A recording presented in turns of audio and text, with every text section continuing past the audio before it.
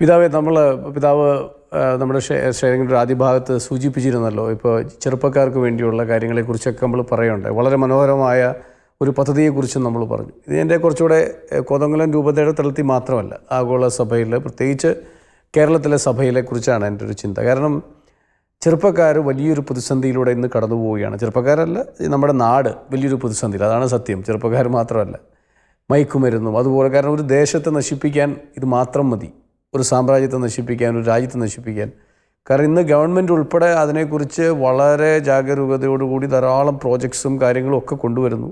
വിവിധ ഡിപ്പാർട്ട്മെൻറ്റ്സ് ഒക്കെ ശ്രമിക്കുന്നു. അതൊക്കെ യാഥാർത്ഥ്യമാണെന്നിരിക്കെ തന്നെയും ചെറുപ്പക്കാർ ധാരാളമായി ഈ കെണിയിൽപ്പെടുന്നു. ഇതിന് അഡിക്റ്റാകുന്നു, ഇതിൻ്റെ ഏജൻസ് ആകുന്നു, ഇതിലൂടെ വരുമാനം കണ്ടെത്തുന്നവരാകുന്നു. പക്ഷെ കൂടുതൽ ആളുകൾ ഇത് ഉപയോഗിക്കുന്നവരായി മാറുന്നത് സ്കൂൾ കുട്ടികൾ ഉൾപ്പെടെ. ചെറുപ്പക്കാരെന്ന് പറയുന്നത് പോലും ശരിയല്ല.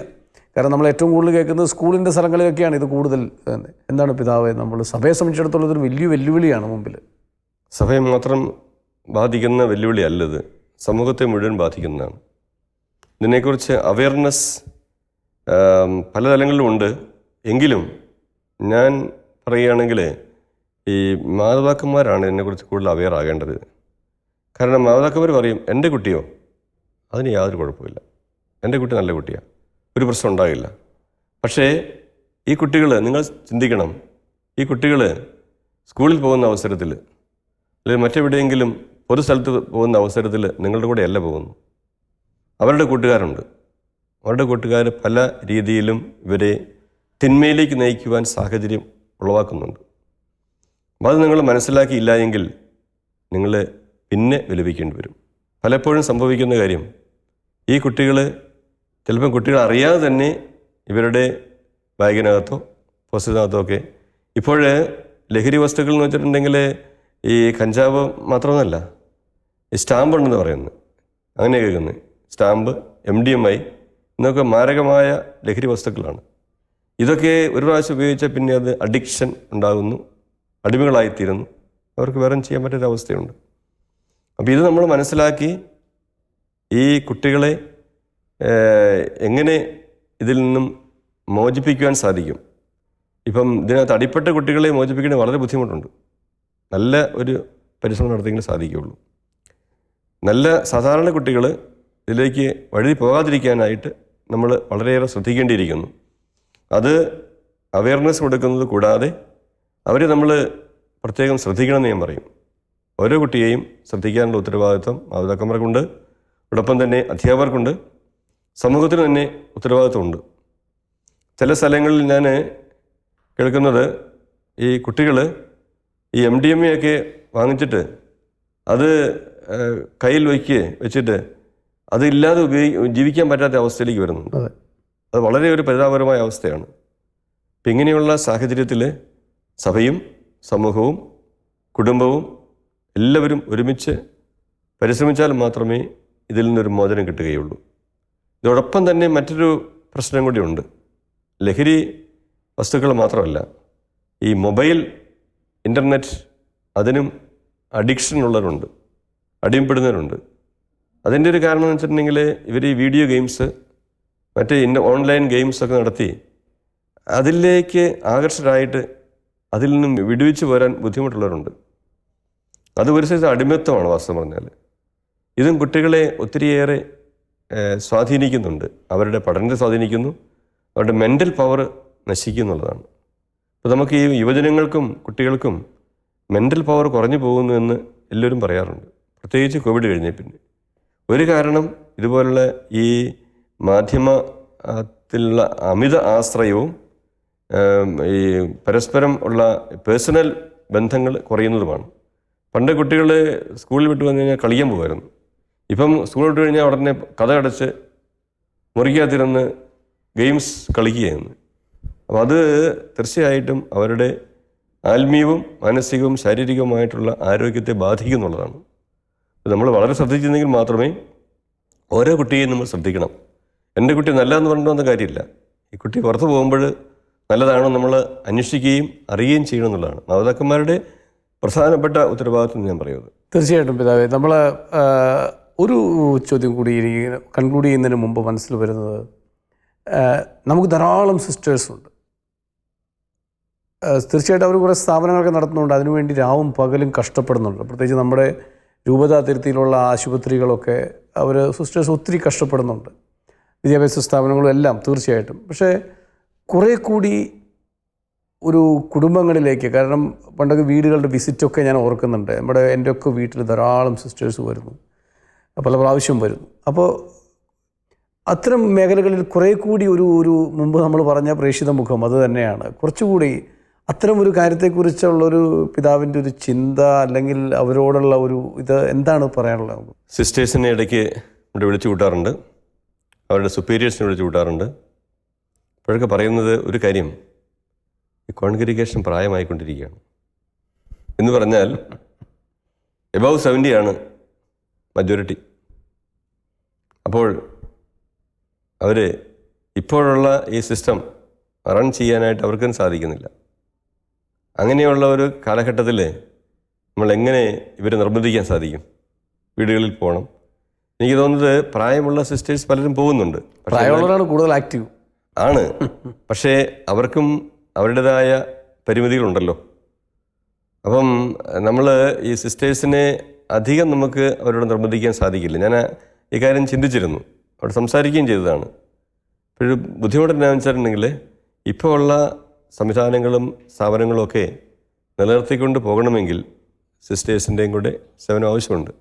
ഇപ്പം ഉദാഹരണം പറഞ്ഞാൽ, ഇപ്പോൾ ഒരു സ്കൂളിൽ, ഇപ്പം നമ്മുടെ അടുത്ത് ഈ വാഴക്കുളം ആരക്കുഴയൊക്കെ സ്കൂളുകളിൽ സിസ്റ്റേഴ്സിൻ്റെ സാന്നിധ്യം ഒത്തിരി ഉണ്ടായിരുന്നു. ഇപ്പം 2-3 പേരേ ഉള്ളൂ സിസ്റ്റേഴ്സ്, ചില സ്ഥലത്ത് ഒരാളൊക്കെ ഉള്ളൂ പഠിപ്പിക്കാനായിട്ട്. അപ്പം അങ്ങനെ വരുമ്പോഴത്തേക്കും ഈ മറ്റ് ഈ പ്രവർത്തനങ്ങൾക്കായിട്ട്, പ്രത്യേകിച്ച് വീടുകളിൽ പോകാനൊക്കെ ആയിട്ട് ആളുകളെ കിട്ടുന്നില്ല എന്നുള്ളതാണ് അവർ പറയുന്നത്. ശരിയാണത്. ഇപ്പോൾ നമ്മൾ അതുകൊണ്ടാണ് ഉദ്ദേശിക്കുന്നത് ഹോം മിഷൻ എന്നുള്ള ആ പദ്ധതി നമ്മൾ തുടങ്ങിയിരിക്കുന്നത് അതുകൊണ്ടാണ്. അപ്പോൾ അത് ഇടവകളിൽ ഒരാഴ്ച കൊണ്ട് ഞാൻ ഓർക്കുന്നുണ്ട്, ഒരു സ്ഥലത്തേക്ക് ചെന്നപ്പോൾ ഒരു കോടിക്കുളം തന്നെ 60 സിസ്റ്റേഴ്സ് 2 ദിവസം കൊണ്ട് എല്ലാ വീടുകളും കയറി. അപ്പം അങ്ങനെയാകുമ്പോൾ കുറച്ചുകൂടെ അത് ഒരു പ്രാക്ടിക്കലായിട്ടുള്ള കാര്യമാണ്. മറ്റു കാര്യങ്ങൾ പറയുമ്പോൾ നമുക്ക് ആളുകളില്ലാത്ത എന്നുള്ള ഒരു ബുദ്ധിമുട്ടുണ്ട്. അത് ശരിയാണ്. അവസാനമായി നമ്മളുടെ പ്രേക്ഷകരോട് തീർച്ചയായിട്ടും നമ്മൾ പലവട്ടം പിതാവ് ആവർത്തിച്ച് പറയുകയുണ്ടായി, സഭയോട് ചേർന്ന് നിൽക്കണം, കുടുംബം ശ്രദ്ധിക്കണം, മാതാപിതാക്കൾ ശ്രദ്ധിക്കണം. തീർച്ചയായിട്ടും അവസാനം ഈ ഒരു ലോകത്തിൻ്റെ വഴികളിൽ ധാരാളം തിന്മയുടെ ശക്തികളുടെ സ്വാധീനമുണ്ട്, ഭൗതികതയുടെ സ്വാധീനമുണ്ട്, അതൊക്കെ നമ്മൾ പറഞ്ഞു വയ്ക്കുകയായിരുന്നു. അവസാനമായിട്ട് ഈ ഇന്നത്തെ യാഥാർത്ഥ്യങ്ങളുടെ നടുവിൽ ജീവിക്കാൻ ശ്രദ്ധിക്കണം എന്ന് പിതാവിന് അവസാനമായിട്ട് എന്താണ് നമ്മുടെ പ്രേക്ഷകരോട് പറയാനുള്ളത്? എനിക്ക് എൻ്റെ പ്രേക്ഷകരോട് പറയാനുള്ളത്, നമ്മൾ ദൈവത്തിൻ്റെ മക്കളാണ്. ദൈവമക്കളെന്ന നിലയിൽ ദൈവത്തോട് ചേർന്ന് നിന്നാൽ മാത്രമേ നമുക്ക് സംരക്ഷണം കിട്ടുകയുള്ളൂ. നമുക്കറിയാമല്ലോ, നല്ല വെയിലുള്ള ഒരു സ്ഥലത്ത് വലിയൊരു വൃക്ഷമുണ്ടെങ്കിൽ ആ വൃക്ഷത്തിൻ്റെ തണലിൽ നിന്നാൽ നമുക്ക് ഈ വെയിലിൽ നിന്നും സംരക്ഷണം കിട്ടും. ആ വൃക്ഷത്തിൽ നിന്ന് അകന്നു പോകും തോറും സംരക്ഷണം കുറയും. അത് വൃക്ഷത്തിന് കുഴപ്പമല്ല, നമ്മുടെ കുഴപ്പമാണ്. ദൈവത്തോട് ചേർന്ന് നിൽക്കുന്നവർക്ക് സംരക്ഷണം കിട്ടും. ബുദ്ധിമുട്ടുകളൊക്കെ ഉണ്ടാവും, രോഗങ്ങളുണ്ടാവും, കഷ്ടപ്പാടുകളുണ്ടാവും, സഹനങ്ങളുണ്ടാവും. ശരിയാണ്. ഈശോ പറഞ്ഞിരിക്കുന്നത് എങ്ങനെയാണല്ലോ, എന്നെ അനുഗമിക്കാൻ ആഗ്രഹിക്കുന്നവൻ സ്വന്തം കുരിശുമെടുത്ത് എൻ്റെ പിന്നാലെ വരട്ടെന്ന് പറഞ്ഞിരിക്കുന്നത്. കുരിശില്ലാതെ ജീവിക്കാൻ പറ്റില്ല. ഈ ലോക ജീവിതം കൊണ്ട് ജീവിതം അവസാനിക്കില്ല. നമ്മുടെ വലിയ വിശ്വാസം അതാണ്. ഈ ജീവിതത്തിൻ്റെ 1-ാം ഘട്ടം മാത്രമേ ഈ ലോകത്തിലുള്ളൂ. 2-ാം ഘട്ടം എവിടെയാണ്? 2-ാം ഘട്ടം നിത്യജീവിതമാണ്. അത് മരണത്തിലൂടെ അങ്ങ് എത്താൻ പറ്റുള്ളൂ. ഈ അവസരത്തിൽ ഞാൻ ഈ ഫൗസ്റ്റീന സിസ്റ്ററിൻ്റെ ഡയറി നിങ്ങൾ ചിലപ്പം വായിച്ചിട്ടുണ്ടാകും ചിലരെങ്കിലും. സിസ്റ്റർ ഫൗസ്റ്റീന ഡയറി ഉണ്ട്. ആ ഡയറി പറഞ്ഞിരിക്കുന്ന ഒരു എന്താ പറയണത്, സന്ദേശം എന്ന് പറയാൻ വേണമെങ്കിൽ അതൊരു വിഷൻ എന്ന് പറയാം. അത് പറഞ്ഞിരിക്കുന്നത് ഇങ്ങനെയാണ്: 2 വഴികളാണ്. ഒരു വഴി വളരെ വിശാലമായിട്ടുള്ള വഴിയാണ്. അവിടെ നല്ല ടൈൽസ് ഇട്ടിരിക്കുന്നു, ചുറ്റും പൂക്കളുണ്ട്, മനോഹരമായിട്ടുള്ള വഴിയാണ്. ആ വഴിയിൽ കൂടെ ധാരാളം പേര് ആടിപ്പാടി യാത്ര ചെയ്യുന്നുണ്ട്. അതിനോട് ചേർന്ന് തന്നെ സൈഡ് ബൈ സൈഡ് വേറൊരു വഴിയുണ്ട്. അത് വലിയ ടാറൊന്നും ഇട്ടിട്ടില്ല, പൊട്ടിപ്പൊളിഞ്ഞ വഴിയാണ്. അവിടെ ഇങ്ങനെ മുള്ളും പിന്നെ എന്താണ് ചെളിയൊക്കെ ഉണ്ട്. അതിലൂടെ പോകുന്നവർ കുറച്ച് പേരേ ഉള്ളൂ. എന്നിട്ട് ഈ 2 വഴിയും 2 ടണലിൻ്റെ അടുത്തേക്ക് ചെല്ലുന്നു എന്നാ പറയുന്നത്.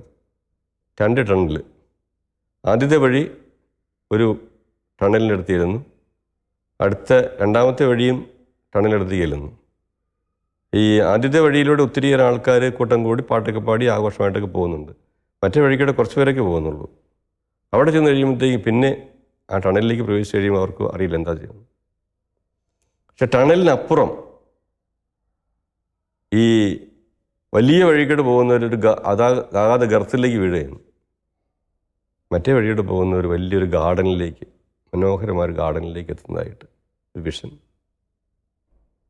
ഇപ്പം എനിക്ക് തോന്നുന്നത് ഈ ലോകത്തിലെ ജീവിതങ്ങളും കഷ്ടപ്പാടുകളൊക്കെ ഉണ്ട്. അത് നമ്മൾ സ്വീകരിച്ച് പോയാൽ മാത്രമേ നിത്യജീവിതത്തിൽ ചേരാൻ സാധിക്കുകയുള്ളൂ. ഈ വഴികൾ തമ്മിൽ ഇടയ്ക്ക് ക്രോസ് അങ്ങോട്ടും ഇങ്ങോട്ടും കടക്കാൻ വേണമെങ്കിൽ അതിന് സാധ്യതയുണ്ട്. ആ സാധ്യത നമ്മൾ സ്വീകരിക്കുക. അപ്പോൾ നമ്മുടെ ജീവിതത്തിലെ കഷ്ടപ്പാടുകൾ, ബുദ്ധിമുട്ടുകൾ, രോഗങ്ങൾ, സഹനങ്ങളൊക്കെ ഉണ്ടാകും. പക്ഷേ ഈ ലോക ജീവിതം ഈ സിമിത്തേരി കൊണ്ട് അവസാനിക്കുന്നില്ല എന്നും മരണശേഷം നിത്യജീവിതം ഉണ്ട് എന്നുള്ള പ്രതീക്ഷയോടെ പോകുമ്പോൾ നമുക്കെല്ലാം ശുഭമായി തീരും. ദൈവം നമ്മെ സമർത്ഥമായി അനുഗ്രഹിക്കും. നന്ദി പിതാവേ. അഭിവന്യ പിതാവ് എന്ന നിലയിൽ പിന്നിട്ട ഈ വർഷങ്ങളിലൊക്കെ ദൈവമാണ് എന്നെ നടത്തിയത്. എൻ്റെ കഴിവോ എൻ്റെ സൗന്ദര്യമോ എൻ്റെ മിടുക്കോ എൻ്റെ പ്രാഗൽഭ്യമോ ഒന്നുമല്ല, ദൈവമാണ് എന്നെ നടത്തിയത്. പിതാവ് പങ്കുവച്ച അതേ ബോധ്യം തന്നെ പിതാവിനെ ഇനിയും മുൻപോട്ട് നയിക്കട്ടെ എന്ന് ആത്മാർത്ഥമായിട്ട് ആശംസിക്കുന്നു. പ്രത്യേകിച്ച് നമ്മളുടെ ഈ വോയിസ് ഓഫ് ദി ചർച്ച് എന്ന ശാലോം TV-യുടെ ഈ പ്രോഗ്രാമിൽ പിതാവ് തന്ന സാന്നിധ്യത്തിന്, വളരെ സജീവമായ പങ്കുവെക്കലുകൾക്ക്, ഹൃദ്യമായ വാക്കുകൾക്ക് ഒത്തിരി നന്ദി. Thank you.